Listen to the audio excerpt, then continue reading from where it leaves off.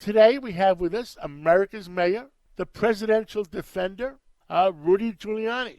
Good morning, Mayor Giuliani. How are you this morning? I'm really well, John. How are you, my friend? I am well. So many things are happening in Washington, and it seems like the special prosecutor is on the warpath. Where do you want to start? Well, I think the special prosecutor has stepped over the line now with the way he's intimidating people in order to tell what he believes is his version of the truth. When you look at Mr. Manafort, they've had him in solitary confinement for 5 to 6 months, I think, and they have repeatedly questioned him, and they have told him they don't believe him, and they want him to give certain forms of evidence that would implicate the president in things that Mr. Manafort says are untrue.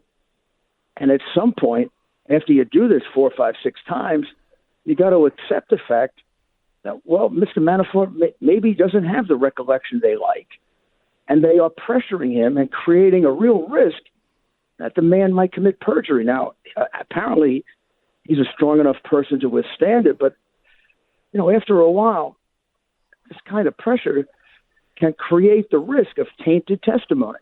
Now, Mr. Manafort, I understand that Mueller's people went into his home like 3 o'clock or 4 o'clock in the morning, took him prisoner, put him in handcuffs, and he's been in jail for how long now?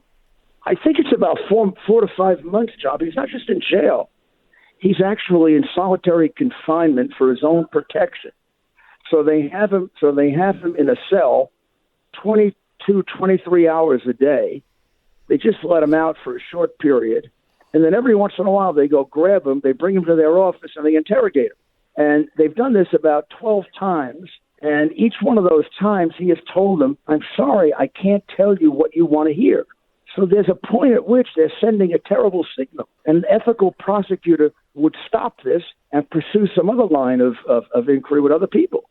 After all, he's just saying what everybody else has said. There's no evidence that the president was involved in any kind of collusion about the election. Is Manafort an American citizen? Of course he's an American citizen. He's being treated like he's a terrorist. How can they treat an American citizen that hasn't been convicted in that matter? Well, I mean, he's now been convicted, but they were treating him like this even before he was convicted. And even though he's convicted, after a while, they're going to create, if it's not with Mr. Manafort, someone else, they're going to create a real temptation for the person to lie, either to get out of solitary confinement or to get probation or to reduce a 20-year sentence. You can only exert a certain amount of pressure before it becomes unethical and destructive. Now, it just seems that they're going far beyond the call of duty. Mr. Mueller, this week, it sounds like as strong as Mr. Manafort is, Michael Cohen looks like he collapsed. He surrendered. What did Mr. Cohen admit to? Well, they've obviously exerted a lot of pressure on him, too. And so Mr. Cohen, unfortunately, has a history of significant lies in the past. This is a man who was a lawyer and taped his own client and then revealed it.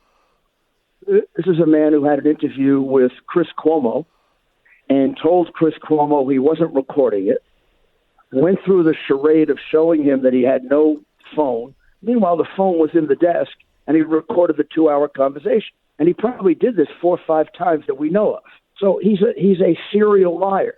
So it's very hard to tell which version of the truth is correct. I mean, in many cases, he said one thing under oath. Now he's saying another thing. For some reason, because he is saying what they want to hear, they're going to see what they can do to reduce whatever sentence that he has. Now, once a person has admitted he's lied, which version do you believe?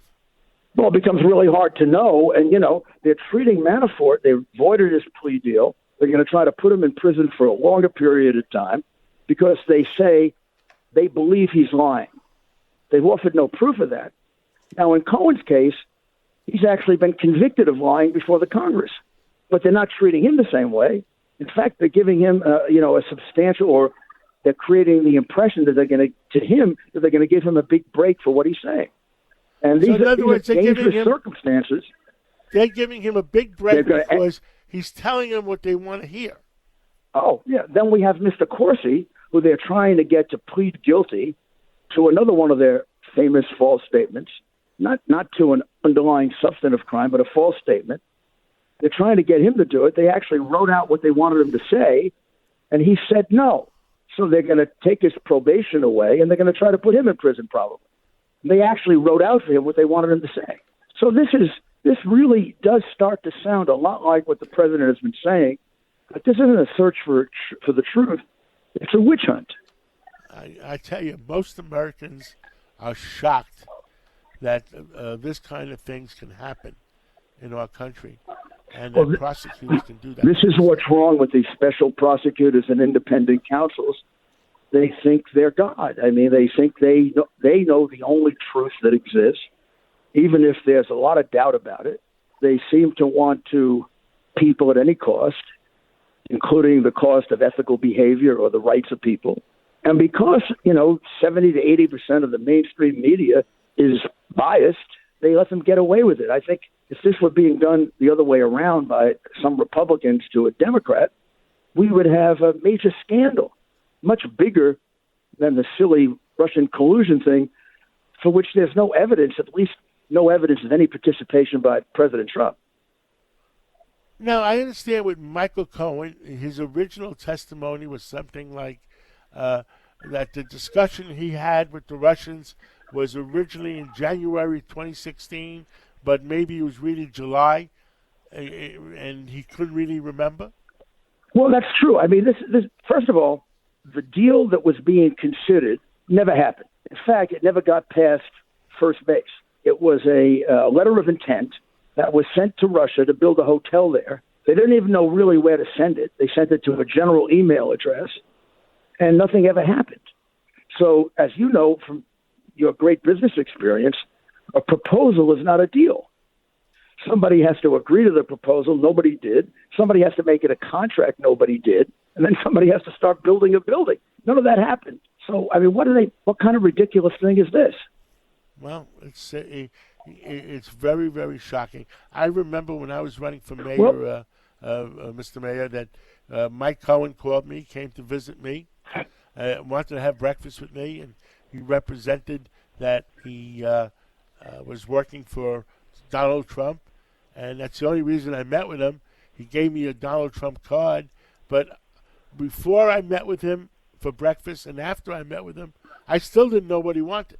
I think what you're saying is 100% correct. I think Michael Cohen goes out and seeks deals where he can look like a hero if something looks good. I believe that's right. John, it's no secret that he wanted to be chief of staff or he wanted to have some very high position in the government, and the president didn't think he was up to it, which I guess turns out now to be absolutely correct. I have to suspect that created ultimately some form of bitterness. And when this pressure was applied to him, I just don't think that he withstood it. Look, this is a man who had a history well before this of consistently lying and deceiving, particularly with regard to these tape recordings, which is really outrageous. Yes. What else would you like to tell the American public on Sunday morning? I'd like to tell the American public that this has to come to an end now. The president right now is at the G20, and he's trying to negotiate in the best interest of the United States. We've seen the remarkable results he can get when he negotiates. Look at North Korea. Look at Iran. Very different situations today. Look at Israel. Look at the deal we were able to make with Mexico when they said he could never do it on trade. I suspect we're going to have a deal ultimately with China on trade, and pretty soon. We should let this president be president and not pursue him for something that after 2 years and 2 investigations, nobody has yet even suggested a piece of evidence that links him to some kind of Russian hacking. Just the mere fact that you have people that talk to Russians It's not a crime to talk to a Russian. You've got to be talking about conspiring to hack in order to be. Even collusion's not a crime. Conspiracy to hack would be the crime. Donald Trump was not involved in any of that. So why not require special counsel to basically take everything they have, write up a report, give it to the Justice Department, and let's put up or shut up. What do you got? Stop all the nonsense with the pressure and the kind of oppressive tactics that are un-American, and show us the evidence you have. Because they don't have any, John. I haven't seen Mueller criticize any Democrats at all. The IRS woman that was in charge of the IRS that lied to Congress, nobody's ever done anything about it. You know, you were in the Justice Department many years ago. Was it always that way, or is it in the last 5 years? No, this is much worse. This is a group of people that are operating as a group of sort of independent agents doing their own thing, making their own rules.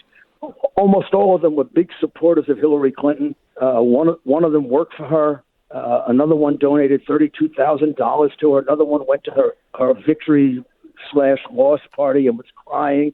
Now, we know how insanely angry and upset some of these people have become with Donald Trump because he defeated Hillary Clinton. And when you consider some of the emails of Peter Strzok, who was originally the lead investigator, who demonstrated how much he hates Trump, how can you escape the conclusion that they're really conducting a totally prejudiced and biased investigation?